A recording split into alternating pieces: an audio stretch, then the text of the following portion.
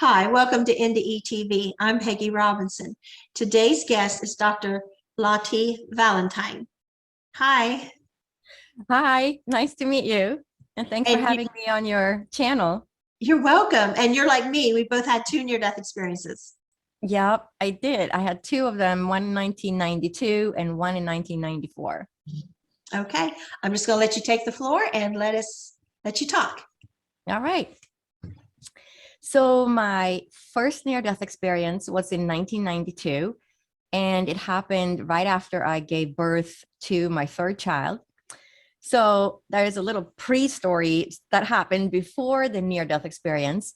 So I gave birth. We lived in California at the time in Huntington Beach, and I gave birth in the eastern part of Anaheim. Anaheim is where Disneyland is, but all the way out in the eastern part. So it borders onto the desert. And I was contracting 3 minutes apart, and a 7.4 earthquake hit. And yeah, so this earthquake was actually bigger than the famous Northridge earthquake that had a lot of damage. But because it was centered in the desert, there wasn't that much damage. But we were in the hospital, and it was a fairly new hospital, and it was built on rollers. So I'm contracting 3 minutes apart. The 7.4 earthquake hits, and there's a windows from the floor to ceiling, and everything is just shaking. The whole hospital is just rolling back and forth.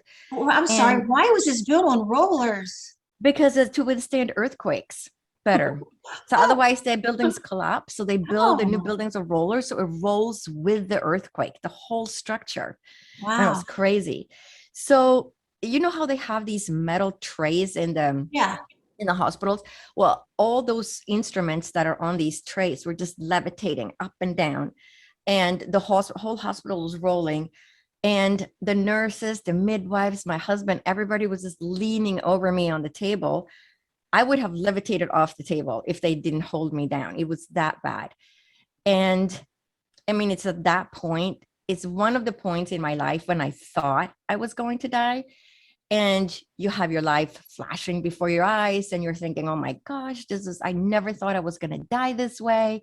I feel so bad for my boys. My boys are home with my parents, and they were 6 and 3 years old. They're going to have to grow up without parents. And it's like your whole life just And flashed you're in before your labor, eyes. right? And I'm in labor. I'm 3 minutes apart. So at that point, the earthquake stopped. We were still there. We lost all the power in the hospital, and the generators kicked on. So it's the generators give off a light, like a night light, right? In your bathroom at night. That's about the light we had in the unit. This was, around 5 a.m. or something. So it was still dark. And I mean, at that point, my labor stopped. And so when you're giving birth, if you're running from the tiger, you're going to get yourself to safety, and then you're going to continue giving birth. So that is how much shock, I had with that earthquake. We all thought this is it. And so my labor stops, and after about 20 minutes, a labor starts back up. I give birth to my daughter. And then we have a 7.2 earthquake, the aftershock, which, I mean, these earthquakes are, they're huge. A magnitude of 7 would just, destroy, Los Angeles if it was centered in Los Angeles, right? So they're really big earthquakes. And then I'm finally at the point now where I'm going to hold my daughter. And they give me my daughter, and I'm, oh my gosh, this is amazing. And then I have this excruciating pain, and I just lean backwards, and I just yell for my husband, take the baby, take the baby. And all of a sudden I'm having all these hemorrhaging. So they massaged my uterus, and all these blood clots came out. They put me on IV Pitocin. And of course, like the whole hospital is running on a generator. We have aftershock after aftershock. So it's not like anybody is going to take me for an ultrasound. It was just kind of emergency medicine at its best. So they give me IV Pitocin to contract the uterus down, keep me an extra day in the hospital. And then I was sent home. And so for the next 10 days, I kept having increasing pain, almost like you put a fist inside your stomach and you push down, so you have this a pressure in your pelvic area. And so after 10 days, I started hemorrhaging, and I didn't know why I would have so much pain. It was a natural birth. This was my third child. I could not figure it out. And so after 10 days, I hemorrhage a big blood clot the size of a baby's head. And we go to the ER. They keep me for observation. They do a manual inspection, and they say, well, there isn't much happening now. It's just a trickle of blood coming out. Right? Why don't they believe us? You know, The You say typical it's the biggest scenario. of basketball, NDE. you know, it was. Right. So there I am, and I'm 34 at the time. This is in 1992, and we live in Huntington Beach. And so, summer in Huntington, the month is June. I'm tan. Yeah, I look like the picture of health. So why would they think something is wrong, right? That, how we get judged by our appearance many times, especially women, when we go to the hospital. And so nothing was done, no blood work, no ultrasound. They just kept me for observation, and they said, well, there isn't much blood coming out now, so we're going to send you home. Then the next day, I hemorrhage again. We call the hospital. It's late at night. It's like 10 o'clock at night. And I yelled to my husband, I'm not going back to the ER. Stop bleeding. Let's just, go tomorrow. So it was decided. I see the doctor in Huntington Beach the next morning. I see the doctor at 10 a.m. He does a manual inspection, and he says, well, there isn't much coming out right now. And I tell him this has happened twice already, but nothing is done. No blood work, no ultrasound, no scans, nothing. They send me on my way. And then later that evening, like around 5 or so, and, I go to the bathroom, another large blood clot. So at this point, we're like, okay, we have to go back to the ER because I've hemorrhaged 3 times now.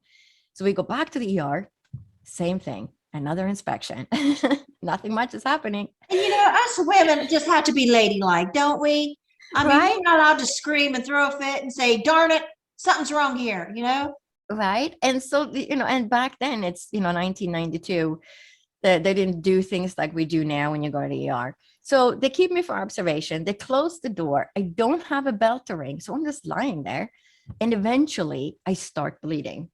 So to me, I was happy. I was thinking, oh my, this is it. They're going to finally figure out something's wrong. Right. So I'm just lying there. I'm not thinking about anything or yelling for anybody to come. I'm just figuring, well, eventually they'll come check on me.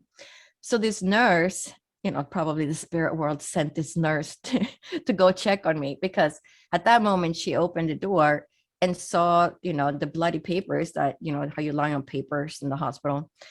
And her jaw just dropped, it's like, oh, it's one of those horror faces. And right after that, I heard the call on the loudspeaker, and it was, OBGYN stat to the ER, and it kept going out. So I'm just thinking, well, great. They're going to figure out something is wrong. So here comes this middle-aged doctor, literally out of breath, running full speed into the room where I am, with a younger physician, probably a resident physician in tow. And he says, how much have you been bleeding? He looks at all the bloody papers in the wastebasket. And I tell him, Wednesday, Thursday, Friday, and, again now. So he said, okay. And so they do a manual inspection again. And at that point, as he's doing the inspection, one of those large blood clots come out. So at that point, he knew exactly what was going on, because I just, so thankful that I wasn't sent home again, because I would have died. Right. So I managed to bleed right when the experienced physician was in the ER with me. And I tried to sit up and tell him, I don't feel too good. And he knew at that point right away, because he knew how much I had been bleeding, that I was already going into shock. And so he just pushed me down on the table. And at that point, my eyes, were closing. I couldn't keep my eyes open, but I could hear all the people coming into the room and all the commotion. And they tipped my table, back, so my head would go down and my feet would go up to keep the blood in my vital organs. And I had a nurse on my right taking my blood pressure, and I had a nurse on my left trying to insert an IV. And I'm thinking, what's taking them so long? But now, today typically they place IVs when you go to the ER, and they just give you saline solution, which is just body water in a sense. because they have access to your veins. Because once you go into shock, your veins collapse and it's very difficult to get into your veins. Okay. So that's why, when you go to the ER, why are they placing an IV? I don't need an IV. Well, they don't know what's going to happen to you. And they want to make sure they have access to your veins so they can just inject medication quickly and save your life, right? Because you can look very healthy, just like I did. I looked like the picture of health walking into that ER. So I am lying on the table. And at this point, I just feel like I'm falling. So imagine jumping out of an airplane and just falling, free fall towards the earth. And I'm just thinking, what's taking her so long? And then the nurse on my right is quoting my blood pressure. And at this one point, she yells out, 50/15, hurry. And, at 60/20, you're not supporting a heartbeat anymore. So now I am really crashing. And I kept feeling like I was falling. And it was shortly after she yelled out that 50/15, hurry, that I knew I was dying. And that is very different from the experience I had when I gave birth, when I thought I was going to die and my life was flashing before my eyes. And I thought, this, how could this happen? I knew I was dying. And the atheist that I was, what did I do? I prayed to God to save my life. And I said, please save my life. I have 3 children under the age of 6. They need a mother. And shortly, and I can feel my soul is trying to separate, and I'm just holding on. Imagine just trying to suck that soul back into your body. But, in a split second, it's one split second you're in your body and the next second you're outside.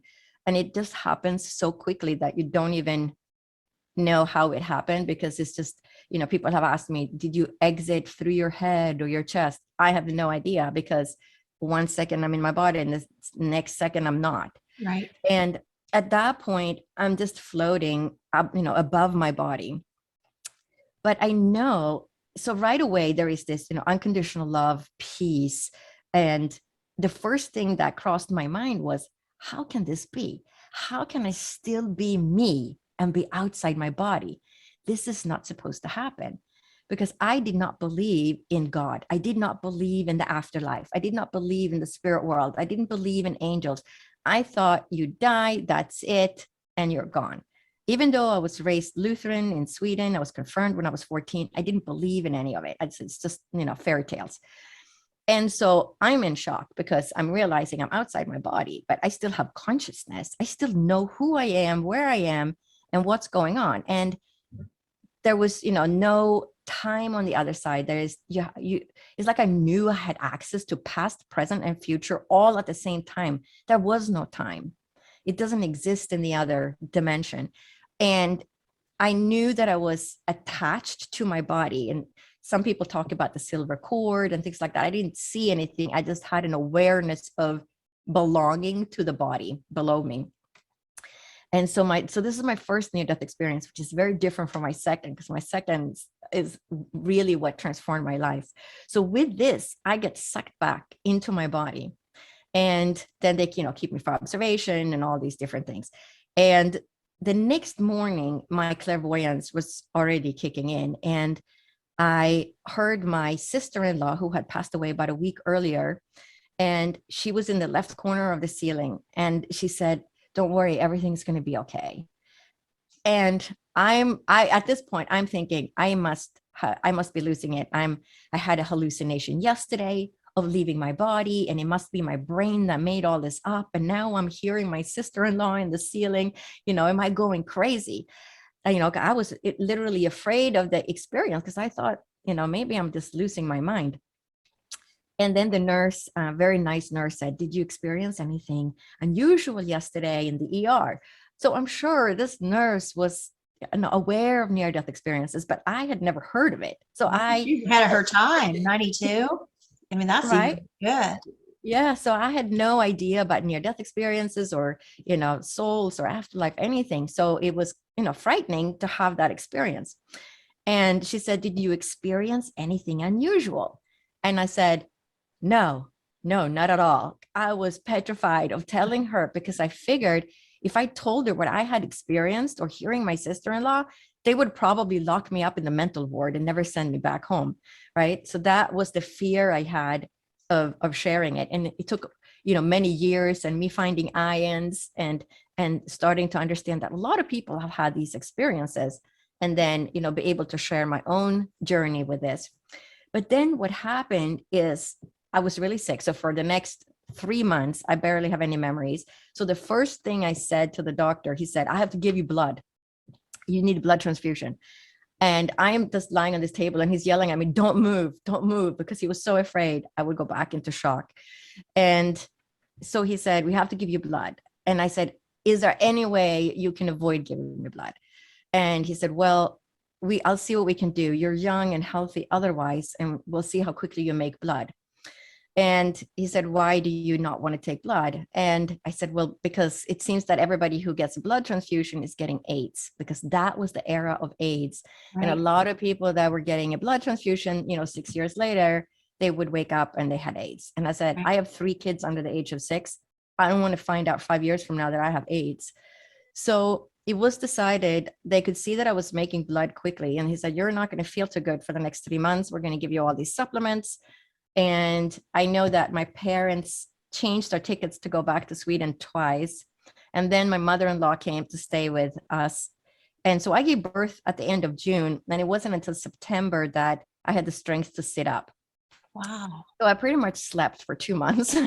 I have just very few memories of my mother keep giving me spinach omelets, because the spinach helping to make iron, waking me up to basically feed me. So it was quite the journey. And then I sat in a rocking chair from September to December. It was December when I left the house for the first time. And I took my 3 kids. We went to the grocery store, which was a 2-minute car drive. And we got some ice cream and milk. And I just wanted to prove to myself that I was strong enough to leave the house. And that pretty much wiped me out. Oh. So then what happened is that in like 9 months later, then I got pneumonia at Christmas. And I was really sick. And my husband was between jobs. Actually, he had a new job, but we were on the wait time. So his company had gotten bought and everybody got laid off from top to bottom. And so he took, you know, where he was now the sole provider, you know, 3 kids and a sick wife. And so he took the first best thing. And we were on that 3-month wait period to get medical insurance. And of course, this Christmas, we all get sick. Everybody gets pneumonia except the baby. I get pneumonia. My husband gets pneumonia. The boys get pneumonia. And so we go to the walk-in clinic and they give me antibiotics. And after 8 days of antibiotics, everybody's getting better. The boys are, you know, pretty much healed. My husband is much better. I am sicker. So I go back to the walk-in clinic and they said, weren't you just here? And I said, yes. And now I have, you know, full-blown pneumonia and, you know, ear infection with blood and pus in my ear, just a complete mess. And so they come back in the room and they say, okay, we're going to do a blood sample. So they take my blood and then they come back in and they say, do you have leukemia or AIDS? Because you have no immune system. You have no white blood cells. So I tell them what happened, you know, 6 months, this is what happened. And I've been sick pretty much since last June. And, you know, I drove myself here to come today. So I'm improving. And they said, you need to go to the ER right now. And I said, I don't have medical insurance. That's, you know, I can't do that. So they gave me another round of, you know, more steroids, antibiotics, inhalers, you name it. And they called me the next day from the walk-in clinic and said, how are you doing? Because if you're not better, you have to go to the ER anyway, because you will literally die if you don't recover. So I was better. So I said, you know what, I'm actually feeling better. And so, of course, it took, you know, a good 6 weeks to come out of that pneumonia. And then I started bruising. So now it's maybe about 9 or 10 months after my daughter was born. And I bumped into the changing table, which would give you a bruise of about a dime or a nickel. Well, I had a bruise that spanned my entire hip area, purple and red. And now it's May, so it's 11 months later, and I'm getting sick again. I'm getting pneumonia. So nobody gets pneumonia in May in California in Huntington Beach, right? You just had it. Yeah, it's not the flu season. So the doctor, you know, I drive myself to the doctor with my kids. And he says, you have to go to the ER. We have to do a workup. And he thought first that maybe, you know, I was in an abusive situation. So he rips the shirts off all my children to see if they have bruises. And I told him, look, I'm telling you the truth. This is what happened to me. And we're getting insurance. My husband was now on his third job. Every 3 months, my husband got a new job. So we were just on a wait to get medical insurance the entire year. So by July 1st, we were going to get insurance. And I told him, I said, look, it's May. I am literally 5 or 6 weeks away from getting insurance. I'm much better despite this big bruise. I am so much better. I drove myself here. I took my kids with me, something I couldn't even have done 5 months ago.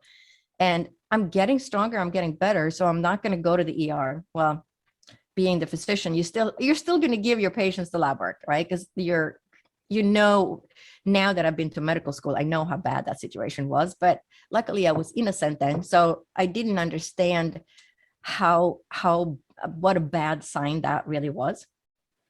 So he gives me the lab work. He gives me all this medication, again, steroids, inhalers, antibiotics, and I managed to recover.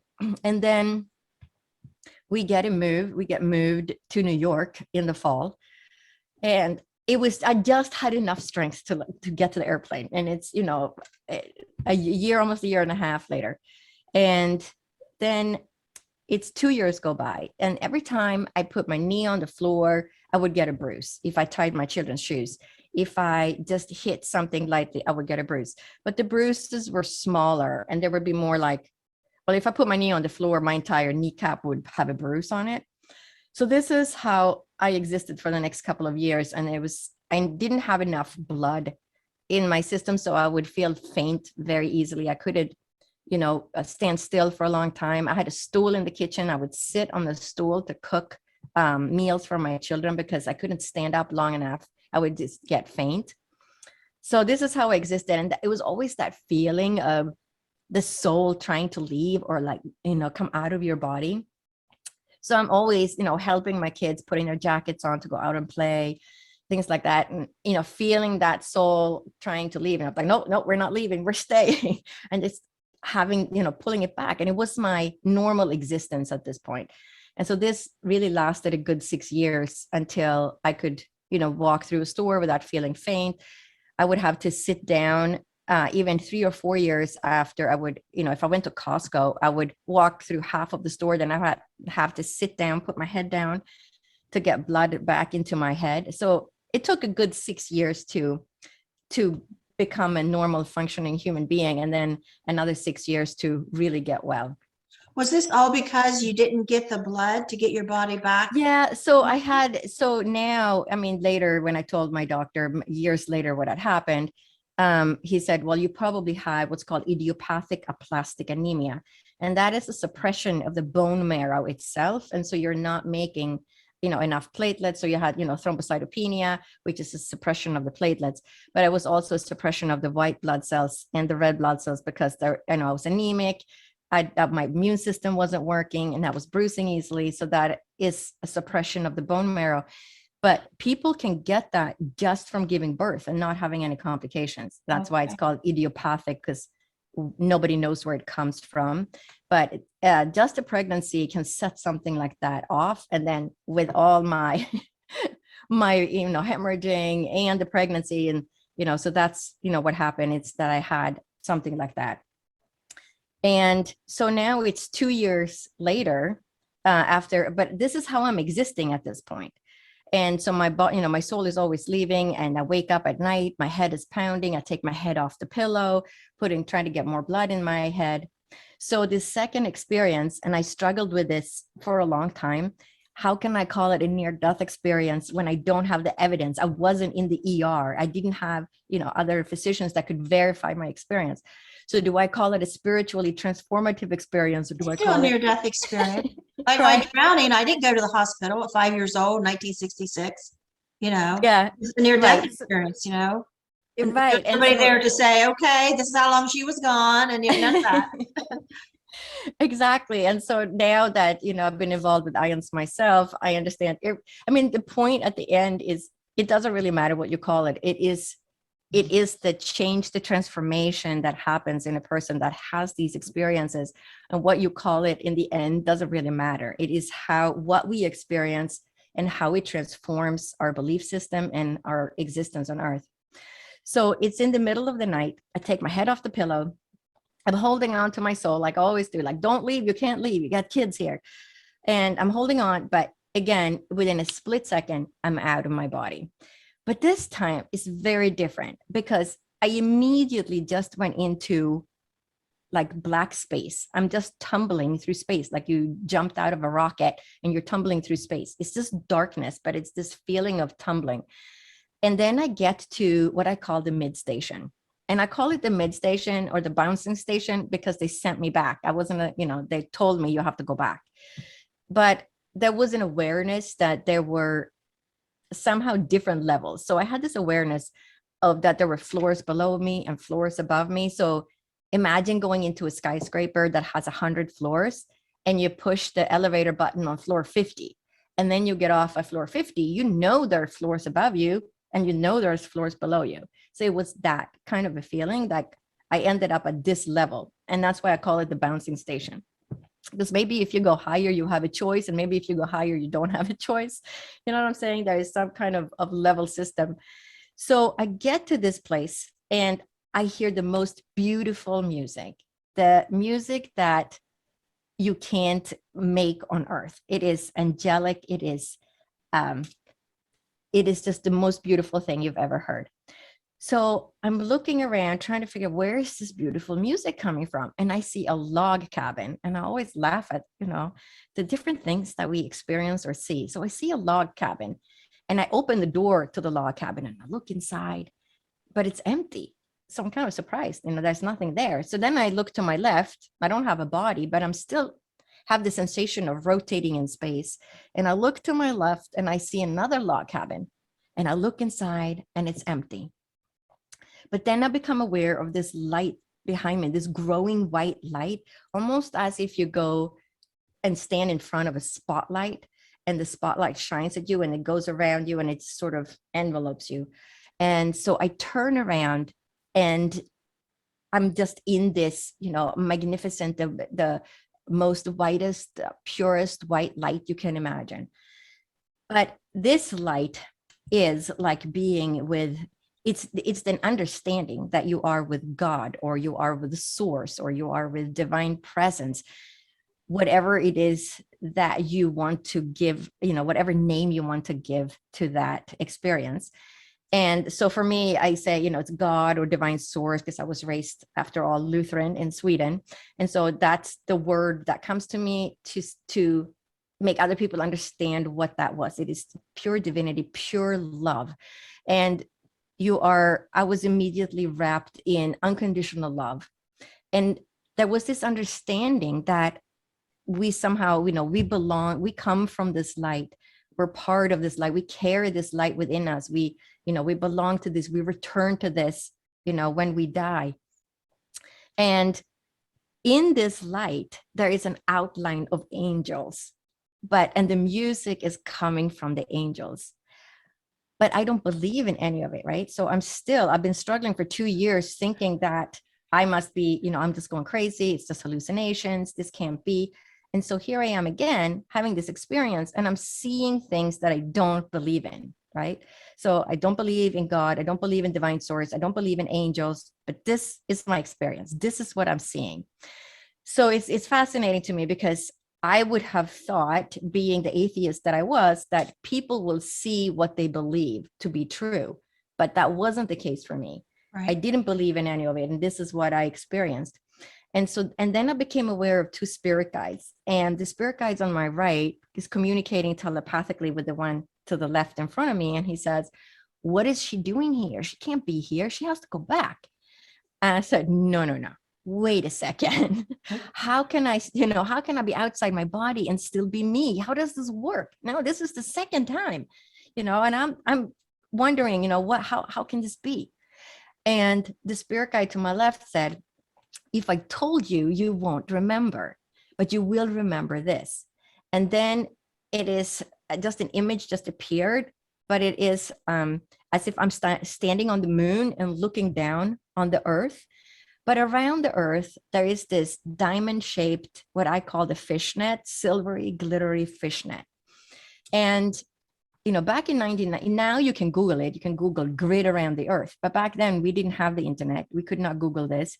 And so to me, it looked like a fishnet because I was raised in Sweden and I spent my summers on an island with no electricity and running water. And I finally graduated to be the rower for my grandmother when she laid the fishnets in the ocean to catch fish for the family to eat. And in the early morning sun, when she took the fishnets out of the ocean, the water on the fishnet would, shimmer and glitter in the sun. And fishnets have this kind of diamond shaped, nylon shaped fishnet. And so to me, it looked like a fish, and it looked like a fishnet around the earth. And the spirit guide said, everything on earth is connected to each other, but everything on earth is connected up to this grid. And with that information, I got sent back to the earth. And so for years, it's not until, this happened, 28 and 30 years ago. And it's not until, the last, maybe 10 years or so that it's really starting to make sense. How are we connected to each other? How does this work? And what is that grid? Huh? And what is that grid? Right. So, and now we have the internet. And it wasn't until I think 2015, I told my daughter the whole story because she had never heard the whole story. And she said, Mom, that grid, you can see it on the internet. You can just Google it. And I was like, you're kidding. Because during the early 2000s, even I went through, we lived outside San Francisco at the time. And my kids were in school in the city. So I would go to the San Francisco Public Library. I had stacks of books next to my bed. I would read, Stephen Hawking's physics books on time. How do I explain there's no time on the other side? I wanted answers and I wanted proof. So for a very long time, I was just searching the library and could never come across, anything about the grid. And, at that point, around 2004, I just gave up. I said, that's it. I'm done with this now. I'm healed and I'm moving on.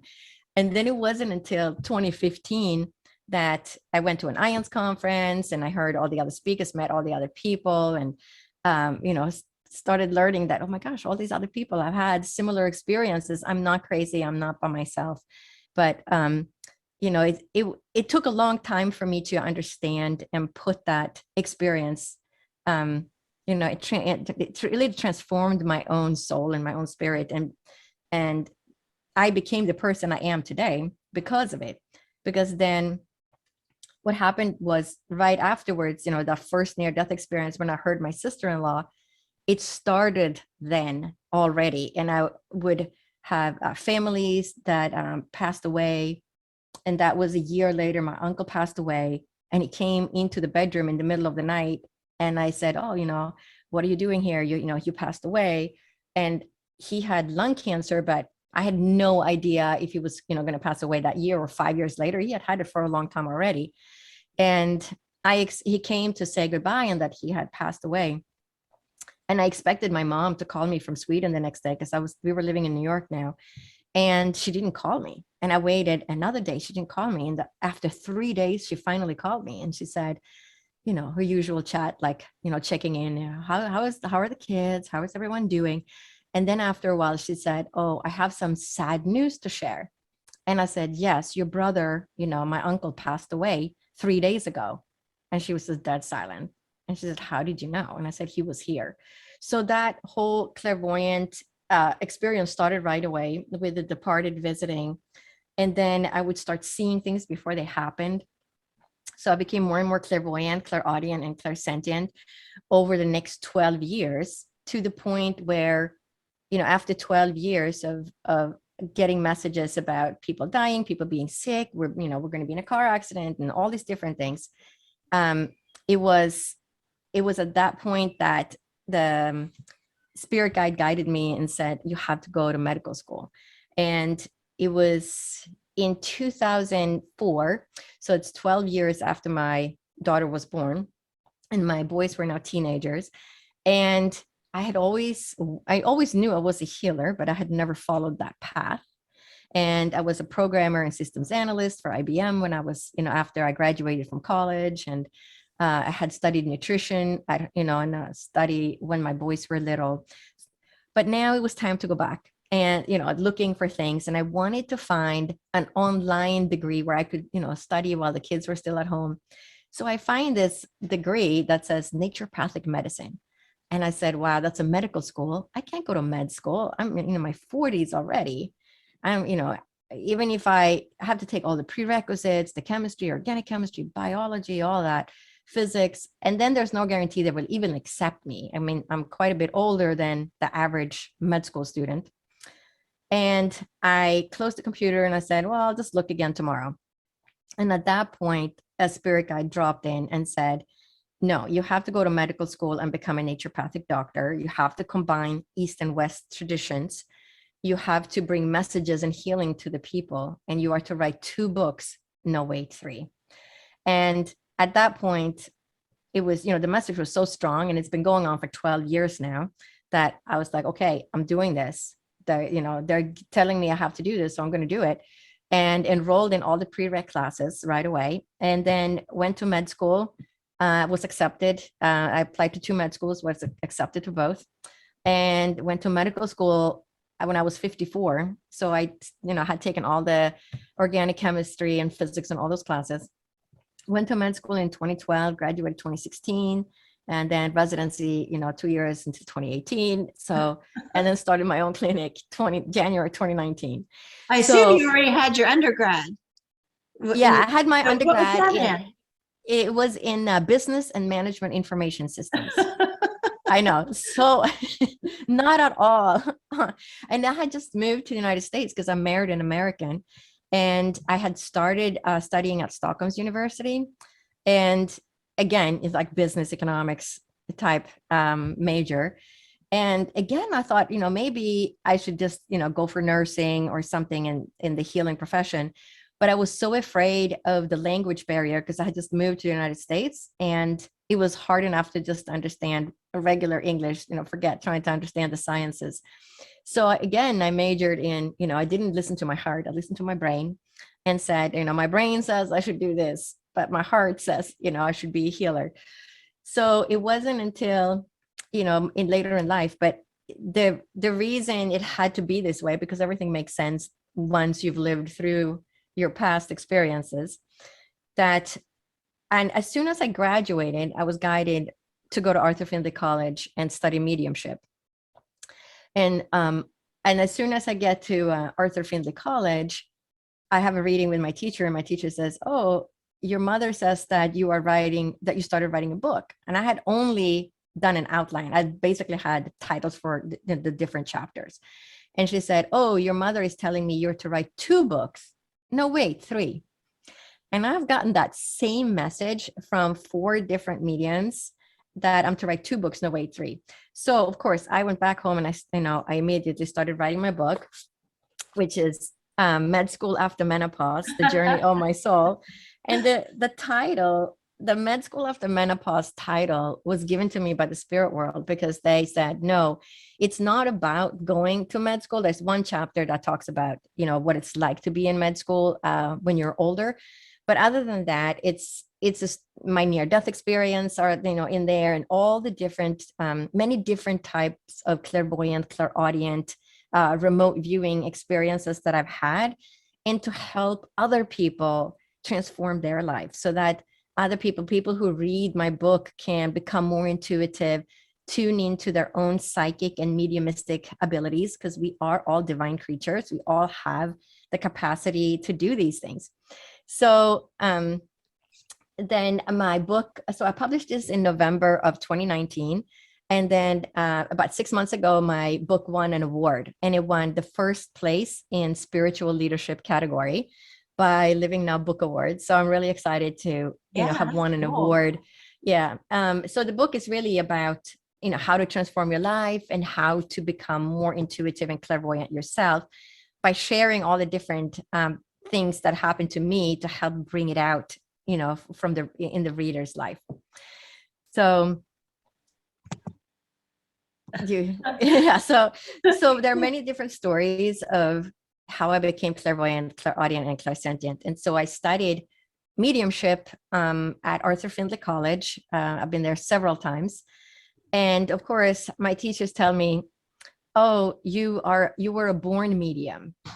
And I said, being scientific. So this is only 5-6 years ago. They told me that. And I said, no, I'm not. Why do you say that? Because prove it to me. And they said, well, you saw colors around people, you saw auras, you saw all these different things as a child. And, I was like, oh, yes, I did. You said, well, I've always been a healer. Did you mean like just always, or after NDE always? No, see, as long as I can remember, I wanted to be a doctor and a healer, to help people heal. And my father was a physician. One of my brothers is a surgeon. My mom was a hospital floor administrator, but she didn't go back to work until I was 12. But I was surrounded by people who work in that profession. They were all my parents' friends were typically physicians, and the wives were typically nurses. That's probably, because of the era. My dad was born in 1918. So that era, he was in medical school during World War II. So that era, I think it was very common for the medical students to marry the nursing students, or, that's how they met. Because I think 9 out of 10 of my parents' friends, the father was the physician and the mother was the nurse. It was very common. I don't know if it was common here in the United States, but at least it seemed to be common in Northern Europe or in Sweden. So it was, studying mediumship at Arthur Findlay College and working as a medium. So now I split my time. I work as a physician 2 or 3 days a week, and then I work spiritually with people 2 or 3 days a week to allow that integration of, because what I've learned is you can't always heal someone just by Western medicine. And granted, I'm a naturopathic physician, so I always, I studied botanical medicine, homeopathy, acupuncture, along with pharmaceutical medication. So my tool bag is, bigger in that way. So, when you look at Western medicine, we're really good at treating, life-threatening diseases. You have a heart attack or you're in a car accident and you go to the ER.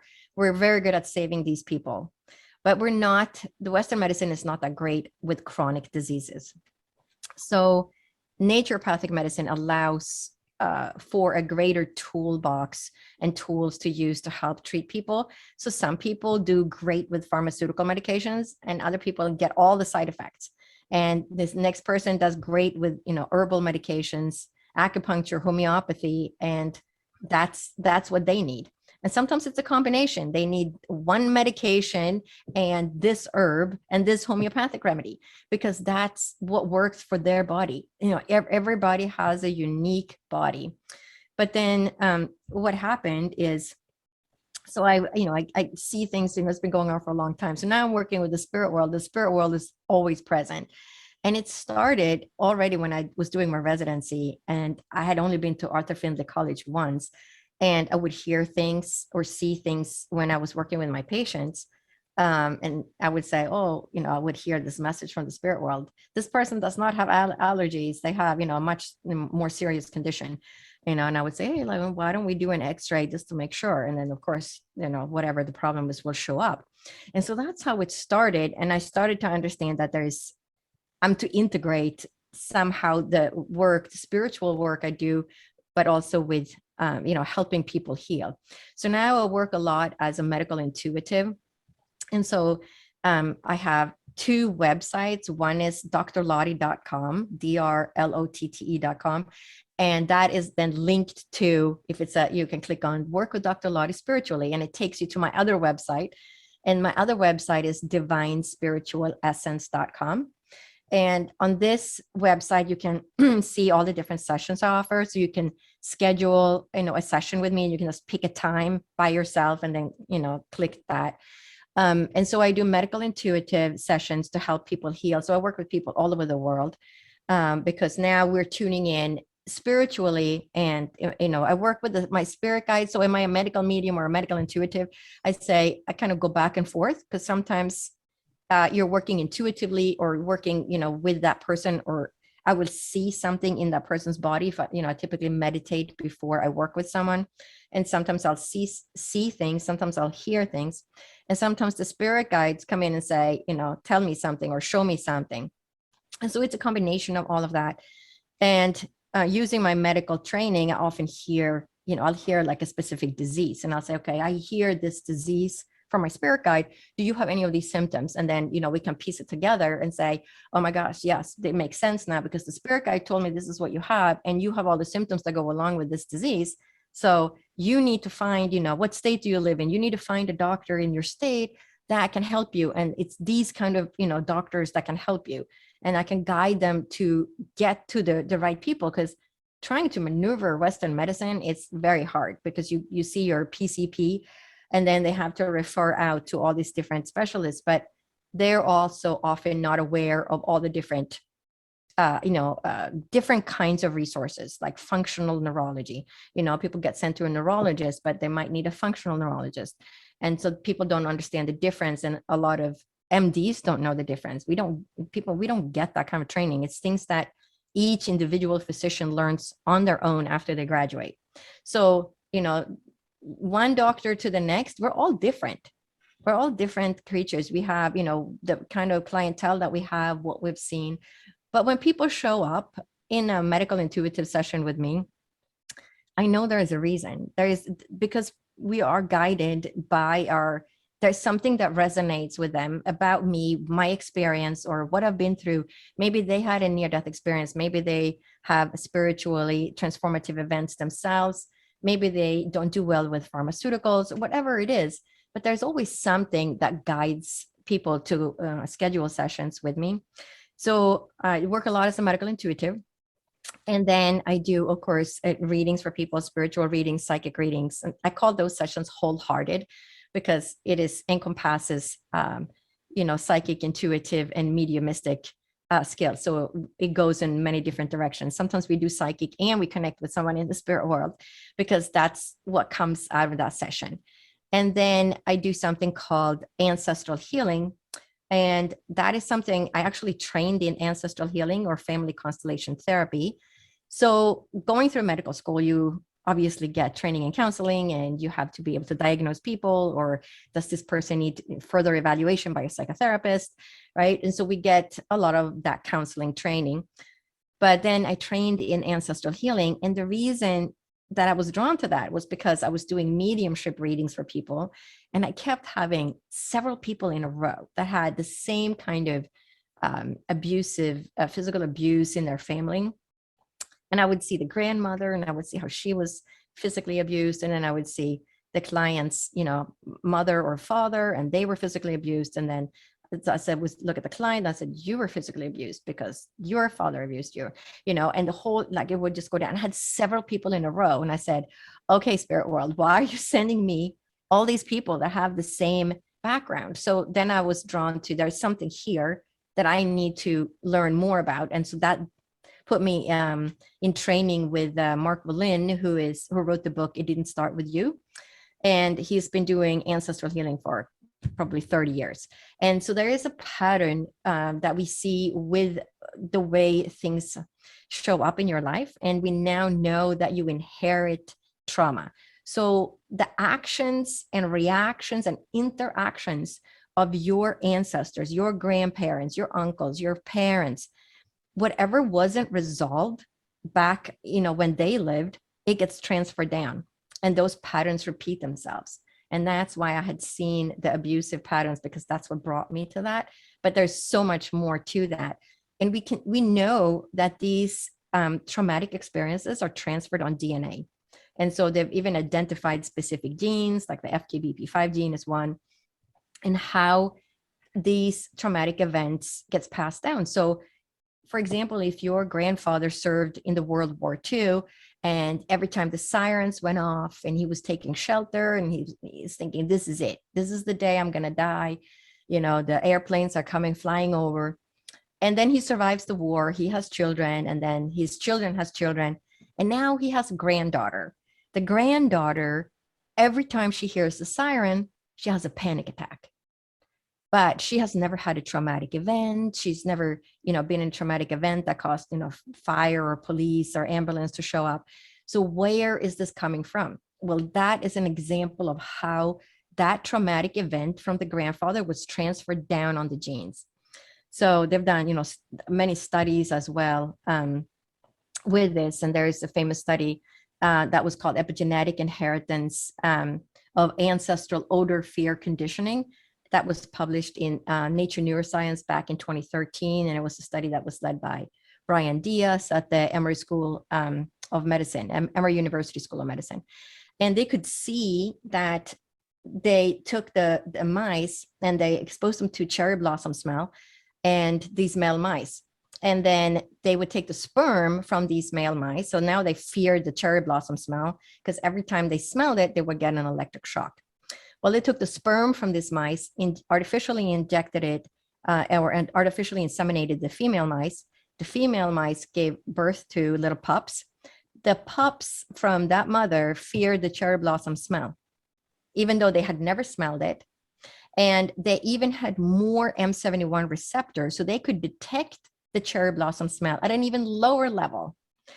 So that was transferred on the male mice sperm. So when you think about what you inherited, the egg that you came from, your mother made that egg in the fetus when she was a 20-week-old fetus in your grandmother's womb. Right. So think about what your grandmother experienced when she was making the egg, or your mom was making the egg in her womb that you came from, right? So it's no wonder that we transfer these experiences, and then we have, we repeat these patterns, and we don't know why we're having these feelings or these problems. And many times it can be, when it doesn't make sense, when you look at a client's life, that this is not something you experienced. It's not from your own experience that you have this fear. It's coming from somewhere else. And then you start unraveling and you can see exactly where it's coming from. So it's very interesting. So many times when I work with people as a medical intuitive, it can go in the direction of ancestral healing as well. So, but I do have separate sessions if people say, I know it's ancestral healing that I need, but if people don't know, they can schedule a medical intuitive, because if we need to go to ancestral healing, that's what's going to happen. So you do both these at home on teleconference, correct? Yep, exactly. Over Zoom. So you can be anywhere in the world and schedule the sessions. And I always try to have times available so that, in New Zealand and Australia, it's the next day at noon or, 9 a.m. And people in Europe, it's, they're 8 hours ahead of us. So I try to schedule my time so that it fits not just the United States and Canada, but also other sections of the world. So what do you do when you find someone that seems like they have that, whatever it's called, where they've got their grandfather's trauma? Yeah, the ancestral. Yeah. So then we have to figure out. So what happens is when you see where it's coming from, once you see, oh, I have a fear every time I hear a siren, I have a panic attack, but now I know it's not mine. It came from my grandfather. And then, we do a healing at the end of the session. We do a healing ceremony where we, journey to, speak to the grandfather or the grandmother, whoever it is that's holding on to the original trauma, and we release that trauma and we create healing around it. And then every time, if that's, sometimes things can just, overnight, because once you create that aha moment for yourself, wow, I never understood that this is where it's coming from, or my fear of not having, being successful, or my fear of this or that, or even diseases. I've had clients who, there's something called the ancestral clock. And I've seen it with clients. The mother separates at the mother. Let's say the father dies when the mother is 40. And so he's leaving the family because through death, he left the family. And then at age 45, the mother gets cancer. And then the daughter grows up, and at age 40, she gets a divorce because she's reliving the mother of becoming, being alone, separating from the husband. But it happens at the exact same age. And then the daughter will also get cancer at age 45 or some other disease. And we see these patterns repeat themselves. And many times I call it the ancestral clock, because it happens at the same ages as the mother or the father or the aunt or the grandmother. And those patterns repeat, almost like there is a universal clock out there that's ticking. Oh, now that, it's 12 o'clock, your slippers, right? Like, so it's just that time, it just keeps coming back, and the clock ticks. But once you see that, once you understand where it's coming from, that's when you can release it, because once you have the understanding, your perception is going to change. So when you change your perception, you're also changing the physiological expression of your own chemistry in your body, and you're changing your own epigenetics, right? The epigenetics is what runs the DNA. It's like the software on a computer. So when you have that aha moment, all of a sudden things change. Wow, it's not mine. Now I see where it's coming from. I've had this problem for, 20 years, but now I know it's not mine. It was my grandfather's experience, and I inherited this trauma. I can now release this and I can go on with my life. And sometimes the changes are so drastic, like right away, and that's it. They don't have another panic attack. It just dissolves. And other times they might have it, but each time it comes back, they might have to say, oh, this is not mine. I'm going to release it. And it might take, a few times or a month or two to really, undo that entanglement. So, but it is that once you get that aha moment, that is when the healing, takes place. Just like, I think it's similar to, how people have miraculous healings, like Eben Alexander, right, with the brain surgeon, Anita Moorjani, who recovered from cancer, and they had a near-death experience and then they miraculously recovered. But it's that they had aha moments during their NDE, that helped them heal. Well, if we can create these aha moments, right? When we see it with ancestral healing, you find what it is that's the cause, and all of a sudden it's not there anymore. It just goes away. It's like having a little NDE for yourself. You know what I'm saying? That do you think that your NDEs helped your seeing and hearing of the other side to be able to do this? I think it is what I think it awakened that within me. I think that my teachers at Arthur Findlay College are correct in saying that I was a born medium. I always had that experience. I saw things as a child, saw the auras and energy fields, and I still see the energy fields around plants and sometimes around people. And I think it was always there, but I just suppressed it because I was such a scientist. My dad was a scientist. My dad had been raised going to Sunday school his whole childhood, and he didn't want to do that to his own family. And so there was never really a push to be, religious in any way or believing in anything. So that scientific childhood, being raised that way, and also, telling my friends, look, do you see the energy field around this, the flowers? And my friend would say, no, there's nothing around the flower. So of course, right away, as a child, you're suppressing that. Oh, better not share that again. Right. And so you start suppressing it, and then you become a teenager and you try to fit in. Like all teenagers, we do what we think we're supposed to do. We listen to our brain, not our heart. Hopefully teenagers are more evolved today with their access. But back then, I was raised in the 1970s, and it was a lot of, fitting in. And, the teachers at school told me I should, be a doctor. I should study the sciences. But I was too, where we actually major in high school. So it's kind of like doing pre-med, but we do it in high school. And then we go straight to medical school after high school. So we don't do the 4 years of college. So we have 3 years of high school where we major. And I majored in business, of course, business and languages, because I looked at back then in the 1970s, how many girls were going to be in the science, like 2 maybe. And I was looking at that and I said, I'm never going to have friends. I'm not going to be popular. You're 14, 15 years old. And it was more important to have friends and maybe a boyfriend, right, than be the nerdy person in the science class, because that's how it was looked at back then, so it's very different. So yes, I would say that the NDEs were necessary for me to put myself on the right track, what I came here to do. And, always knowing that I was a healer and to help other people. But I kept just listening to my brain instead of listening to my heart and my soul, who I truly am. And these experiences put me on that right path. You said early on that you were atheist. Does that mean you're not now, or? So I have a hard time fitting into any religion per se, because to me, the religions, there is something wrong with each religion. They're all religions are right in some way, and all religions are wrong in some way. So the religions were written, a long time ago. But I think the people that wrote the books, there were people that decided what goes into these texts. And those people were, number one, men back in the day.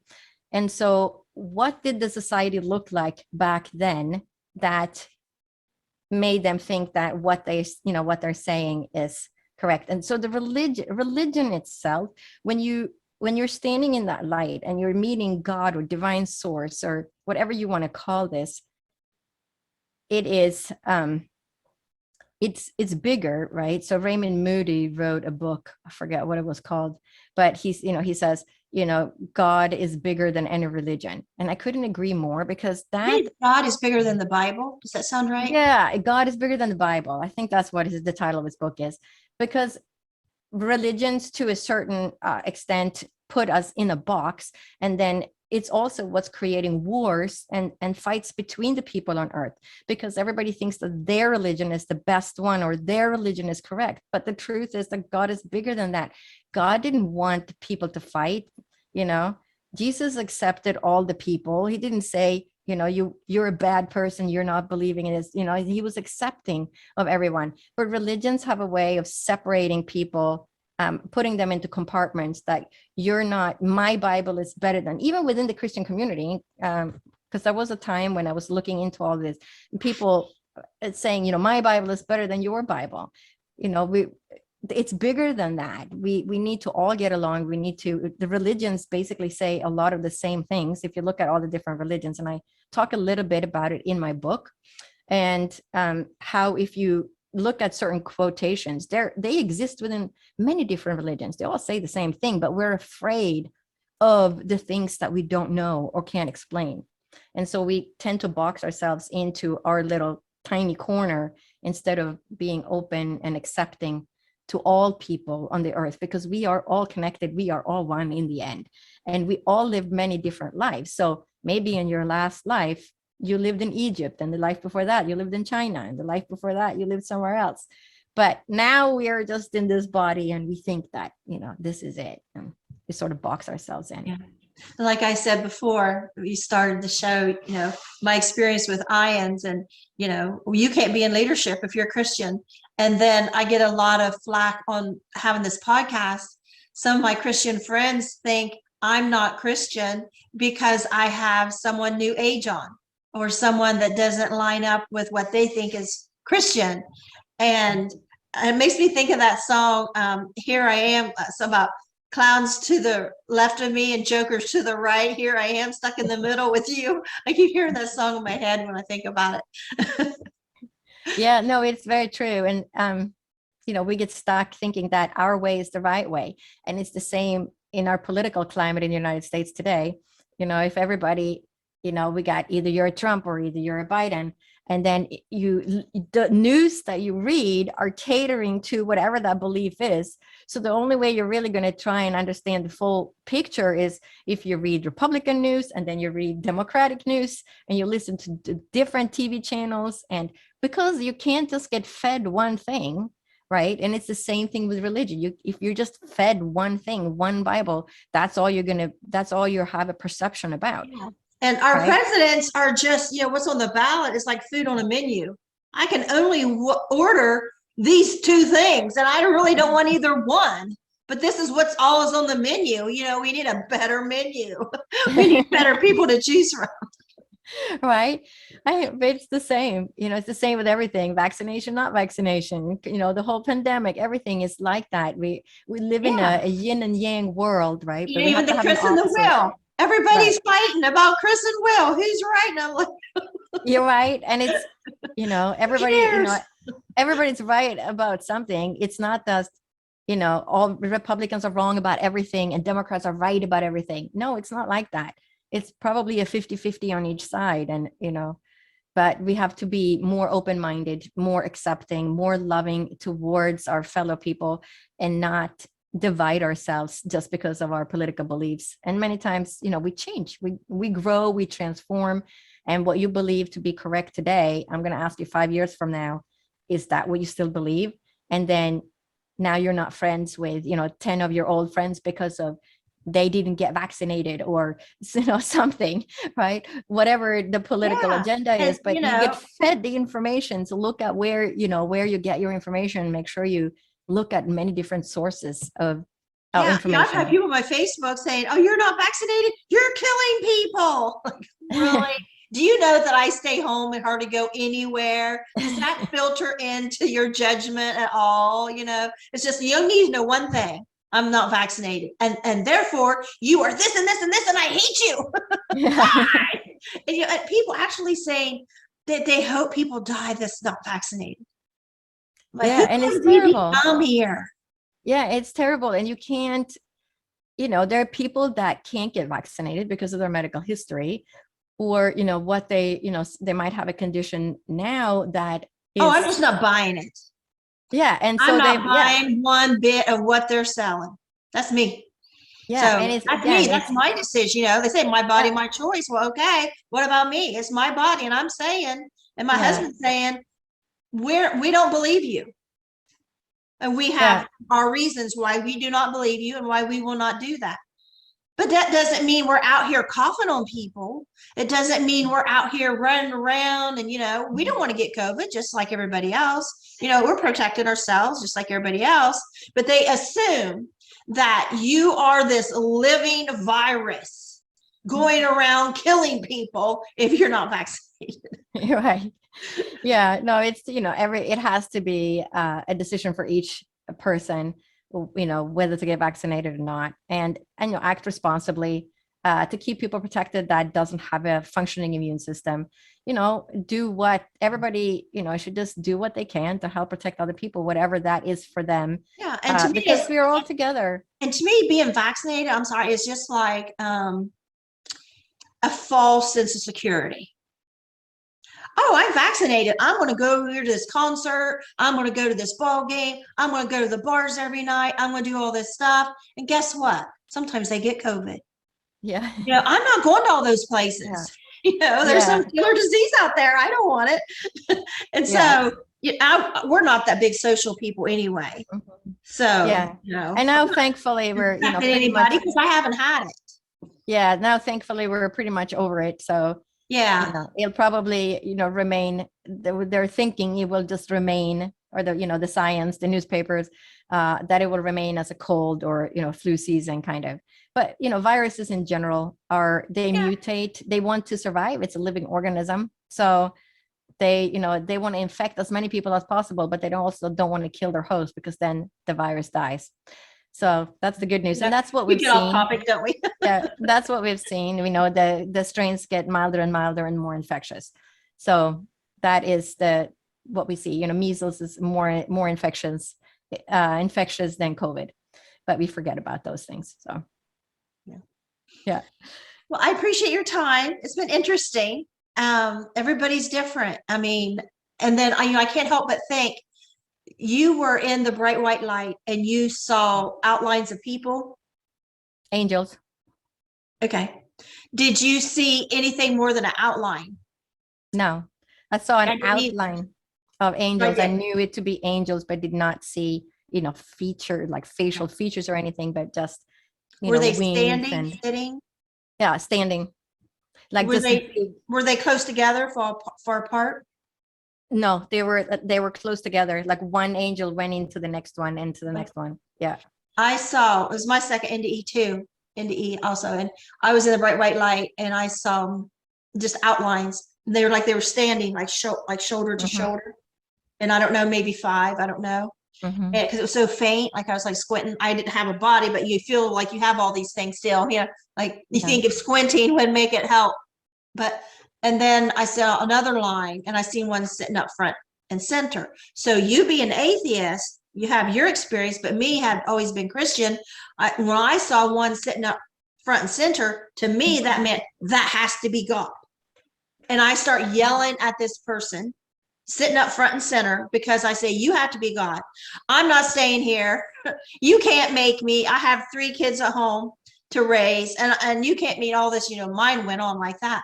But it's so funny that if we're given this white slate And what do you see? Like we were all see something else in this white slate. So maybe there wasn't even outlines there, you know what I mean? But we saw outlines and we interpret what that outline is. And when I seen one sitting up front center, that's God. And I went from there, like who I am talking to.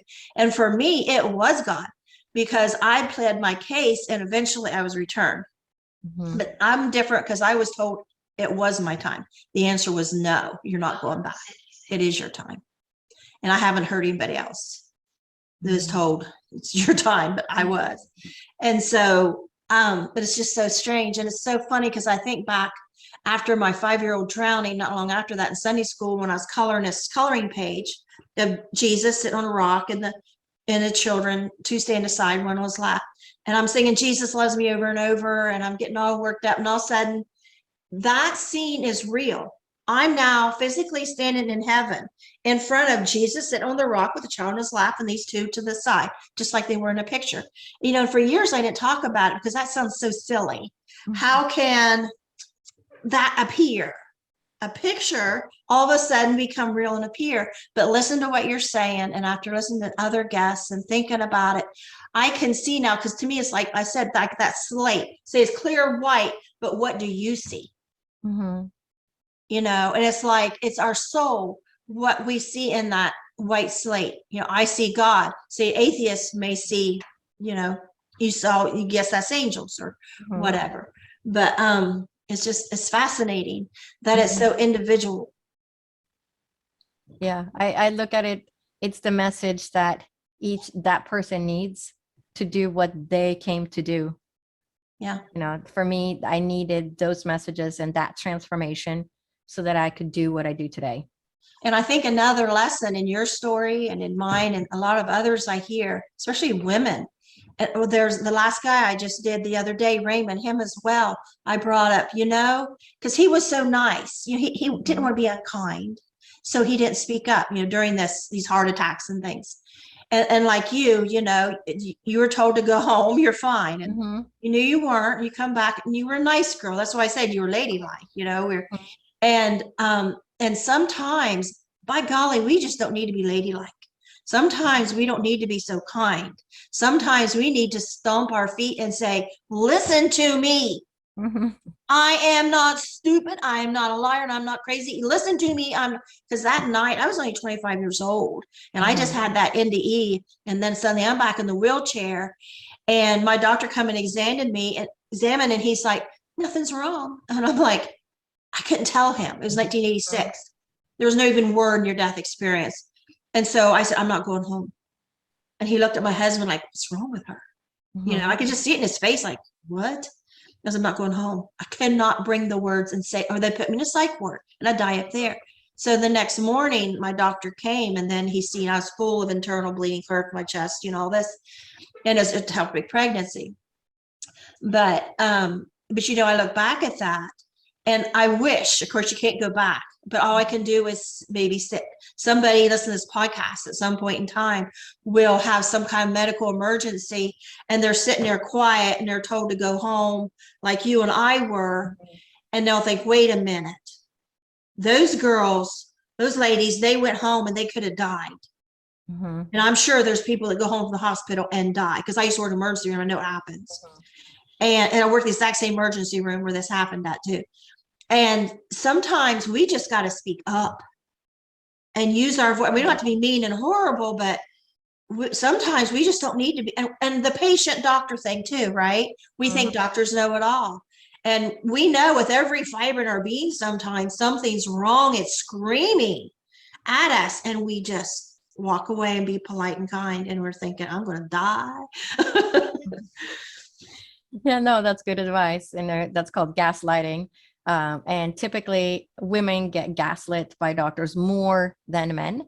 And things that women experience are often attributed to, you know, psychological. And so, yes, it's good advice. Stick up for yourselves. You kind of have to stomp your feet.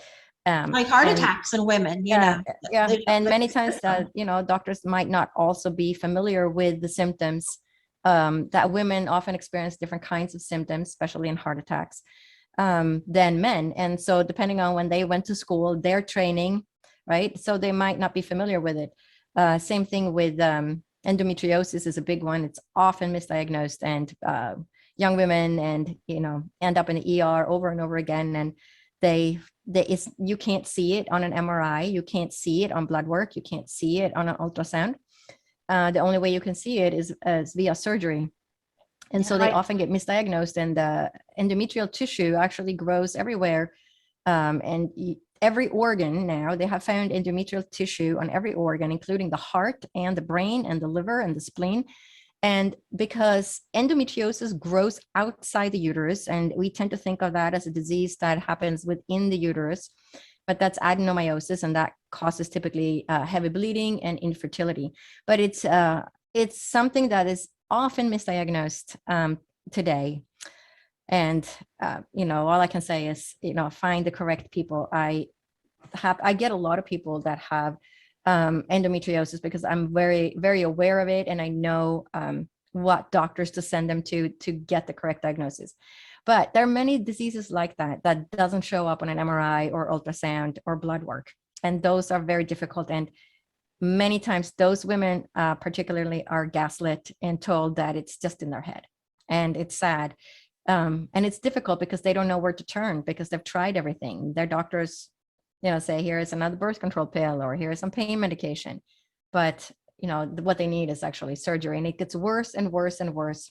And a lot of these people end up with co-infections. They get multiple sclerosis, they get lupus, they get nervous system upregulation because of all the different receptors. And people don't realize that, something bad actually, if you don't treat it, it goes on and on and on, then they will develop other symptoms or other diseases that go along with that. So yes, good advice. Don't take no for an answer. Yeah, about 20 years ago, I woke up one morning and I had this thing just growing on my face. I went to the emergency room, and he said, if that doesn't get better in 24 hours, he says, you come back. And didn't know what it was.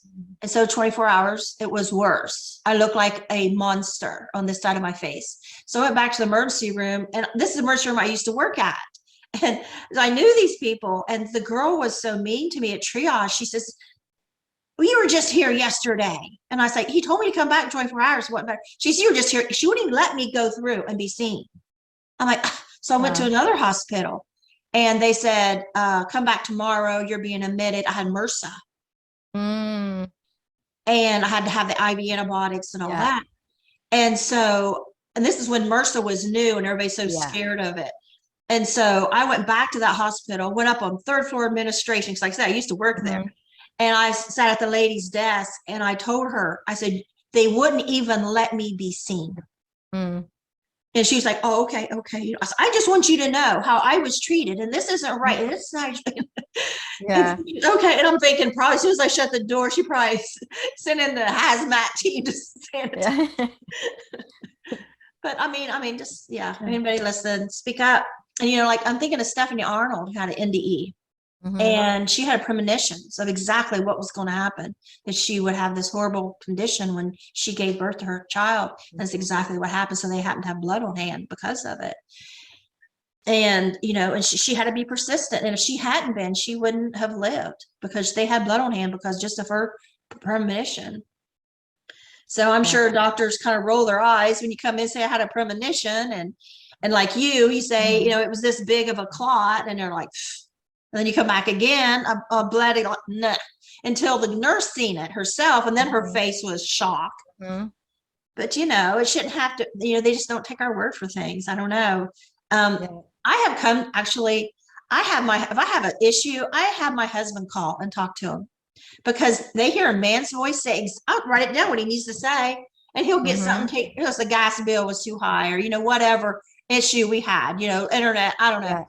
But no matter what it is, my husband, if he calls, it's taken care of. They're laugh and have a good time. If it's me, they end up getting angry. And it goes nowhere. Unfortunately, I think it's more common than we think. Because many times women go to the ER if they have their husband or boyfriend with them, they're being listened to in a different way. And it happens. It's like we have a witness. Unfortunately. a man is there to say, yeah, Mhm. she's saying the truth. Yeah. Yeah. As if, you know, we have to be validated, and we got a long way to go. So, you know, all the women out there, you know, stick up for yourselves, and, you know, keep working at it, because we need strong women in the world to help create peace, number one, and to have people listen to us. Right. And I So think women too, seriously. some of us, like I know I was, like I could stand up for my children, my friend, I could stand up for my husband, I could stand up for him, and I could get something done. When it come to me though, it's like I didn't have a voice. Like it Mhm. wouldn't be heard or wouldn't be taken seriously. And so it's just a strange thing. Yeah. So, well, thank you so much. Enjoy the rest Yeah. of your day. Yeah. You too. Thank you. Bye. Bye bye.